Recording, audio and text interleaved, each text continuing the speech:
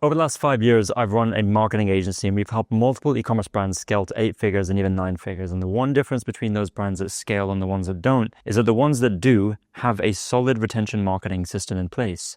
Now, what I'm going to share with you today in this video is an analogy about a leaky bucket. And essentially, every e-commerce brand is a leaky bucket, right? You have people coming in, which is, in effect, your water that's coming into the bucket. These are new customers. And then you also have your business, which is the bucket. Now, this business has holes, which is basically meaning that the water that's coming in, the customers are coming in, is leaking out. Now, the scale at which the business can grow, the speed at which it can scale, and the ability for it to scale and sustain that scale at the top is dependent on how well they can plug these holes, okay? That's just one of the reasons. There's obviously other reasons, product market fit, the size of your market, all that stuff. But if we just focus on this to say you have product market fit, you have a product that people actually want, and you're getting new customers quite efficiently, right? You're acquiring them with a profit or break even, and your LTV to CAC ratio is pretty good. If that's the case, then you need to be focusing on plugging the holes that are in this bucket, right?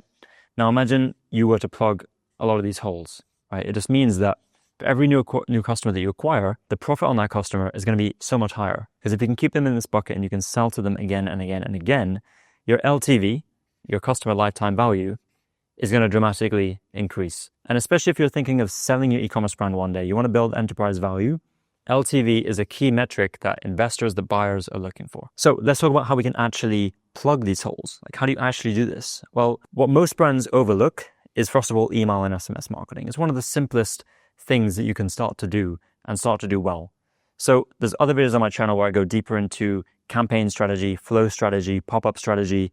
But let's just even start with the flows, right? And the post-purchase flow. Because as an e-commerce brand, the post-purchase flow is one of the most important flows at increasing lifetime value, right? Post-purchase flow. Now, the way to build an effective post-purchase flow within Klaviyo or any email tool you use, even when it comes to SMS as well, is all about understanding your customer journey. And most e-commerce brands, they don't understand the customer journey. They don't know if someone buys this product, right? This box here, product 1, P1, what product are they most likely to buy next? Okay, and likely if you've been around for a few years, if you have enough customer data, you will know and you'll be able to find trends between the product that people buy first and the product that people buy second, right?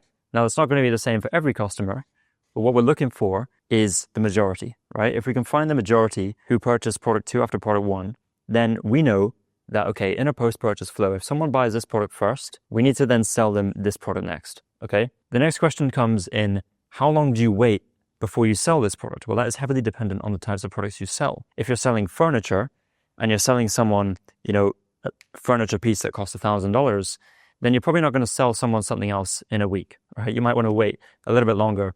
It also depends on your delivery time, right? If you're selling a custom product that takes 2 weeks to be delivered, you're obviously not going to sell anything in between that period. It's likely going to upset the customer. So inherently, you need to know your customer, you need to know your journey, right? Another data point you can extract if you have enough data is not just what product people purchase next, but how long in between, right?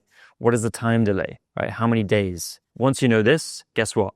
Your post-purchase flow in Klaviyo, you set up multiple branches. People purchase product 1. If you know that, okay, roughly 22 days later, people purchase product 2, then guess what? 22 days later into the flow, upsell them product 2, or even earlier, a little bit before that. Okay, so a lot of stuff, like when you break it down like this, it's easy and it makes a lot of sense. But what a lot of brands don't do is they don't invest in getting the data, right? And I would actually invest in someone who knows how to get this data, knows how to extract it, and knows how to analyze it to present them to you in very simple terms. So someone will just come to you and say, okay, if someone purchases this beauty product first, they're going to purchase this second beauty product in 22 days in 62% of cases, okay? That's what we've seen in the correlation. You want someone to come to you with this data, or even just bring it to your marketing team so they can implement it into the flow, right? And when you do that, guess what? You create these personalized flows within the overarching post-purchase sequence for specific products that people have purchased, and you're upselling them right at the time where they're most likely to buy. Okay, when you do that, you create a seamless customer journey, and it doesn't just stop there. You have, the third purchase and the fourth purchase, where you want to convert someone into a subscriber, right? A subscription customer. That's going to increase your LTV much further. So this is just one concept, the post-purchase flow, okay? I want to talk about something else, which is more from a wider retention marketing standpoint. And just to give you some ideas as to how some businesses that I've worked with over the years have basically been able to dramatically increase lifetime value just by installing a few different elements. So the first thing, every time that you ship a product to a customer, right? Products shipped to customer. Every time you send them a package is an opportunity for you to introduce them to another product that you have, right, in your product range, or you get them to try, a new flavor. Basically, it's an opportunity for you to get them to buy something else. And you're paying to ship the product to the customer. Most e-commerce brands nowadays offer free shipping. Doesn't mean that the shipping's free for you, right? You're still paying the shipping carrier to get the package to the customer. Now, make the most of that, right? In your product, what you should do is you should have these inserts, these physical cards. And on that card is something like, hey, did you know that we have X flavor? Or, hey, we really hope you enjoy our serum. You know what's perfect with the serum is the moisturizer.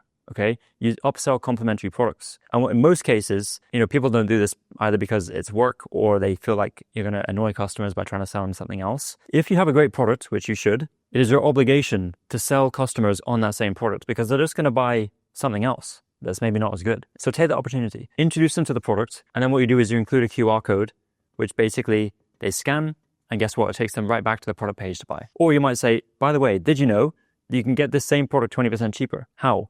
You subscribe and save, right? And guess what? Here's a QR that goes to the page to just subscribe and save. And that's it. The key here is personalization, right? Don't send something that is just a generic thing because customers see right through it. So personalize the inserts to the customer depending on the product that they purchased, okay? This is the key. And yes, it takes work and it's going to cost you some money. But once you figure it out, like what customers are buying in terms of what you send them on the insert and what product they're buying next, you're going to start to see, again, your LTV is going to start to increase. So that's just one more idea. Loyalty programs is another thing. And most e-commerce brands, they don't do loyalty programs right. They install some software like Loyalty Lion and they just kind of set it and forget it, right? Most loyalty programs are not that exciting. Let's just be honest. So one thing that we found, especially if you have a subscription-based business, if you're subscribe and save customers, and you have people who are going to cancel, right? Because this is like a different part of the business. Let's just say, for example, you have a subscription offer, right? It's an amazing way to increase LTV.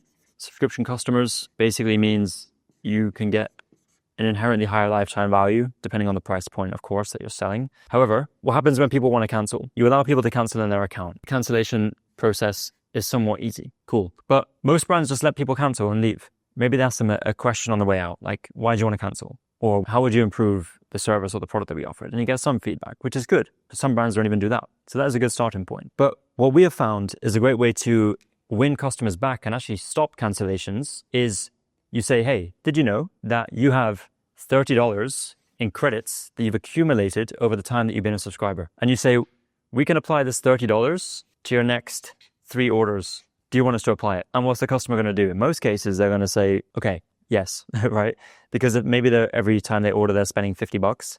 Now they get $10 off every order. This is just one idea. You could do something else with these credits. And customers will be like, wow, I didn't even know I had these credits. And it's up to you whether you make that known to the customer in the first place, or you just accumulate the credits in the background and you do a calculation based on what they've spent over their lifetime as a customer. But you can test these different amounts as well, right? Try giving them more, try giving them less. Look at the conversion rate, right? And see what is a sweet spot amount that gets people to come back and continue as a subscriber, okay?